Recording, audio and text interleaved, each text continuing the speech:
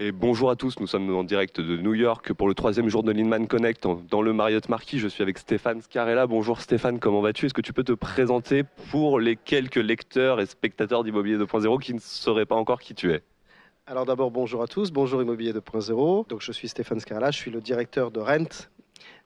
Et c'est à ce titre je suis là avec une partie de l'équipe à New York pour le Inman Connect 2020. Ok, donc tu es venu ici un petit peu pour t'imprégner, si je peux dire, des tendances américaines, apprendre, mais aussi leur apprendre, puisque tu m'as dit que tu avais pu leur parler, leur montrer un petit peu que nous aussi en France, on savait mettre les moyens et faire des belles choses. Qu'est-ce que tu retiens de cet Inman? Qu'est-ce que tu vas nous ramener en France et comment tu vas encore plus nous époustoufler l'année prochaine, puisque, on le rappelle, le rent a énormément évolué. Ces 2 dernières années, nouveaux lieux, limite une nouvelle proposition. Et donc, qu'est-ce que tu nous ramènes de New York? Alors, je vais essayer de répondre à toutes tes questions dans l'ordre. D'abord, on est venu ici effectivement à Inman Connect. Il faut savoir qu'Hervé Parent, qui a fondé Rent donc il y a 7 ans, l'inspiration, si j'en crois l'histoire qu'il nous a racontée, est venue en participant à Inman Connect ici, qui est quand même la mecque, je veux dire, de ce qui se fait autour des agents immobiliers, de la PropTech et ce genre de sujet. Donc, c'est ici qu'est née l'aspiration de Rent. Donc, nous sommes venus effectivement cette année. Alors, c'était une première pour moi et effectivement, j'en avais beaucoup entendu parler.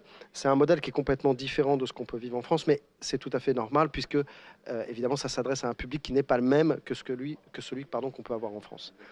Ça, c'est la première chose. Alors nous, on avait plusieurs objectifs. Le premier objectif, c'était évidemment de s'inspirer. C'est très important pour nous de sentir ce qui peut se passer, les sujets qui sont abordés. Donc on a fait beaucoup de conférences, on a écouté beaucoup de speakers. C'était très intéressant pour nous parce qu'effectivement, il y a un décalage énorme entre le métier d'agent immobilier en France et en Europe, j'allais dire, ses besoins, ses outils, ses attentes, et le métier de broker ici, parce qu'il y a énormément de brokers. On n'est pas du tout sur les mêmes... sur le même... Exactement. Donc ils sont là pour prendre beaucoup, je dirais, de boîte à outils. J'ai entendu beaucoup de choses qui leur servent pour leur branding à eux, les outils, les réseaux sociaux, Instagram, etc., etc. Il y a moins de stratégie, j'allais dire, et il y a beaucoup d'opérationnel. Ça, c'est le premier point. On est beaucoup si tu me permets, sur du branding. Effectivement, cette année, c'est vraiment l'image de marque qui a l'air de revenir à toutes les conférences et l'image de marque personnelle plus que l'image de marque de la marque ou de l'enseigne, comme on pourrait l'avoir en France ou en tout cas sur les francophonies. Complètement, c'est le personal branding. C'est ce que j'ai retenu depuis 3 jours. Nous étions, au deuxième objectif, venus aussi pour approcher un certain nombre d'acteurs. Par exemple, des gens comme Zillow, qu'on a eu la chance de rencontrer hier, qui sont évidemment des acteurs majeurs ici aux États-Unis, et aussi des sources d'inspiration pour nous, puisque ils ont beaucoup d'événements avec les agents immobiliers. Donc on a eu la chance de pouvoir échanger avec eux. On espère, en tout cas on y travaille, qu'on pourra les faire venir sur Rent à Paris au mois de novembre prochain, et puis également approcher un certain nombre de speakers qui font référence ici, je pense à Magdel Prête, mais il y en a beaucoup d'autres, et qu'on a l'habitude donc de faire venir à Paris. C'est jamais facile, mais il faut essayer de leur donner envie, de leur expliquer qu'on a un événement qui est probablement aujourd'hui l'événement le plus important de la PropTech en Europe, sans fausse modestie, en tout cas on y travaille, et puis que cet événement Rent a une ambition qui est de devenir un label à l'international. C'est pourquoi on va faire une édition en Suisse début avril, à Londres probablement fin mai, et pourquoi pas donc l'année prochaine ici à New York. En tout cas, c'est effectivement une discussion qu'on a avec les équipes d'Inman. Ok, donc ouais, quand tu dis pourquoi pas, ça serait pas forcément faire un rent new-yorkais, mais de ce que tu nous disais, c'est peut-être dépêcher une délégation française pour vous permettre d'accompagner. Et ça, c'est très intéressant parce qu'en fait, au-delà du côté organisateur de salon, tu sembles avoir une vraie logique et une vraie volonté d'accompagnement des jeunes pousses sur le marché, des jeunes pousses de la PropTech. Et est-ce que tu peux m'en dire un tout petit peu plus là-dessus? Parce que c'est pas une philosophie que tous les organisateurs de salon peuvent avoir, ça quand même. Bon, en tout cas, je pense que c'est dans l'ADN de Rent. Pour ceux qui connaissent Rennes depuis 7 ans, c'est vraiment dans son ADN. C'est effectivement une bonne partie de l'idée de Rennes, c'est ça. C'est-à-dire que on est opérateur d'event, donc on fait un gros événement au mois de novembre qu'on espère effectivement très important pour l'écosystème PropTech et immobilier. Ça l'est, donc c'est là où ça doit se passer, c'est là où ça doit s'annoncer, et c'est surtout là où les professionnels de l'immobilier doivent faire un maximum de business. Ça, c'est notre objectif. Le deuxième objectif, et l'un va pas sans l'autre à mon sens, c'est qu'effectivement, on doit être en capacité de donner tribune à l'innovation.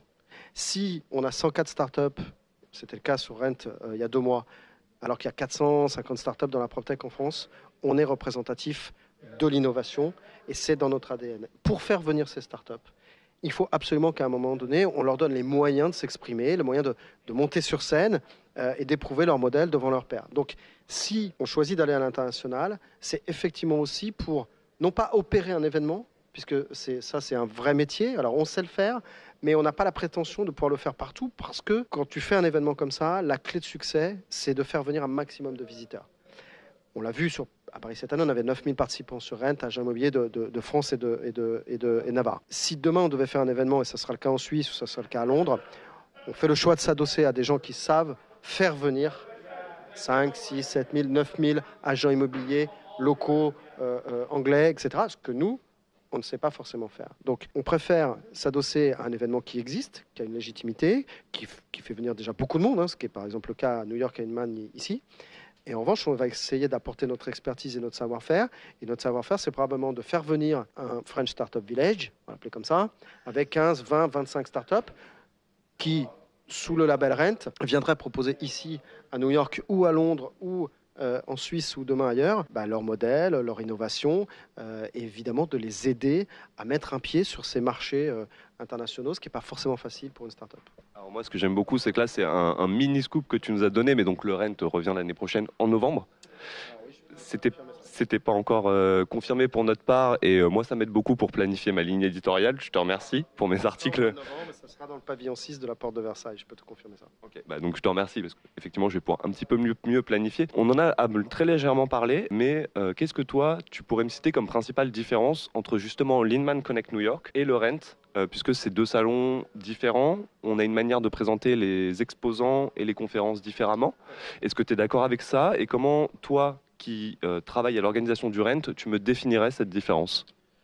Je crois que la principale différence que moi, en tout cas, j'ai pu observer avec une partie de l'équipe, parce qu'Eric était avec moi, c'est vraiment ici beaucoup de conférences, beaucoup de contenu pour leur donner de la pédagogie et encore une fois des boîtes à outils. Chez nous, beaucoup de business. C'est vraiment frappant. Je veux dire, ici, ils sont là pour l'image, ils sont là pour s'inspirer. C'est à l'américaine, donc ils sont là pour se rassurer sur le fait qu'ils sont vraiment très costauds. Et tu l'as dit tout à l'heure, c'est vraiment personal branding, c'est-à-dire le broker qui est là, qui a 10, 15, 20 négos derrière lui. Bon, faut qu'il existe, faut qu'il rayonne. Donc, très bien. Nous, on a une culture plus business, je trouve, en tout cas, et sur Rent, il y a des contrats qui se signent, il y a des deals qui se font, ce qui n'est pas antinomique avec le fait de donner du contenu. Et je trouve qu'on est beaucoup plus, entre guillemets, sur des sujets stratégiques sur Rent. Ici, beaucoup plus opérationnel, beaucoup plus boîte à outils, encore une fois. Et beaucoup moins de business ici, beaucoup plus d'images, beaucoup plus de business sur Rent en France ou probablement en Europe. Moi, c'est la principale différence que je vois. Alors, c'est une différence, on en avait parlé tous les deux juste avant et que sur laquelle je te rejoins, mais c'était pas à moi de le dire.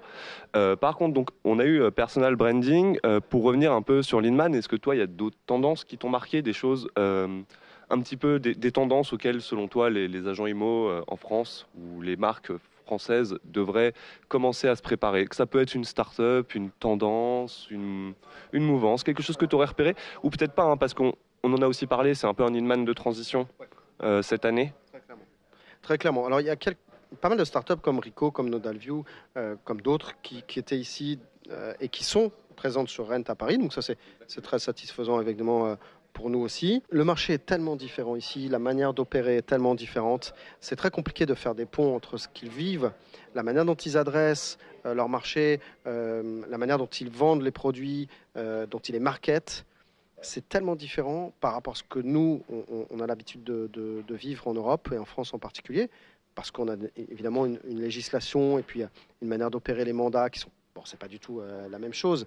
Après, moi j'ai trouvé que sur la qualification des leads, sur la manière de capter du lead, etc., il y avait finalement assez peu de choses et qu'encore une fois, on a le sentiment que tout repose sur le personal branding du broker et, j'allais dire, sa capacité à faire du networking dans son quartier, tu vois, suburb of chez lui, quoi. Voilà, sa famille, ses amis, les écoles, ça m'a frappé. C'était... Ouais, on est vraiment à l'américaine. Donc voilà, il y a aussi cette différence de culture-là. Chez nous, je pense qu'on est plus, encore une fois, sur vraiment des choses concrètes, comment je fais du business, beaucoup plus héroïste, peut le définir comme ça, que ce que j'ai pu voir là depuis 3 jours. Mais tout ça n'est pas antinomique. On est venu pour s'inspirer. Il y a des choses à prendre. Il y a aussi des choses pour nous en termes d'organisation. La salle est magnifique, la scène est magnifique. C'est un show à l'américaine. Le marketing autour, tout ça est très très bien fait. Ouais. Par contre, est-ce que justement, tu me parles d'inspiration, etc. Est-ce que tu conseillerais à des agents de venir à l'Inman Connect et surtout, quel type d'agent, si c'est le cas, à quel type d'agent tu le conseillerais? Moi, j'ai ma petite réponse en tête, mais j'aimerais bien avoir la tienne tout d'abord. Alors, agent, mandataire, tout ce qui va tourner autour de ce segment-là, pourquoi pas?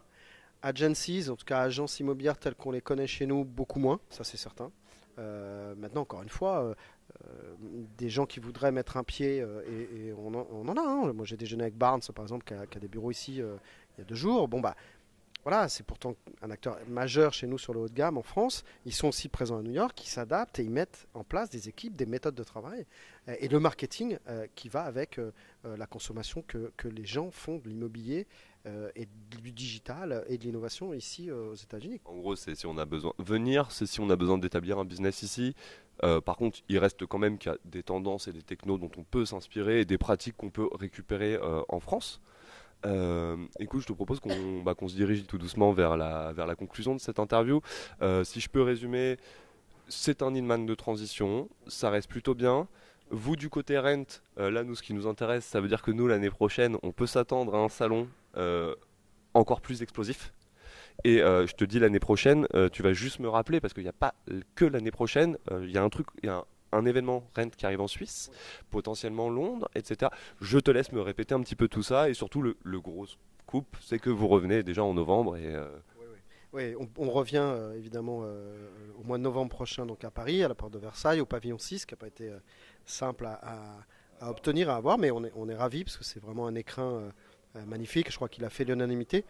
On va travailler pour emmener des startups en Suisse et faire un événement en Suisse, comme tu le disais, avec une vingtaine de startups sur une première édition, là le 1er avril. Et on est en train de dealer pour être à Londres avec Future PropTech donc, au mois de mai, fin mai.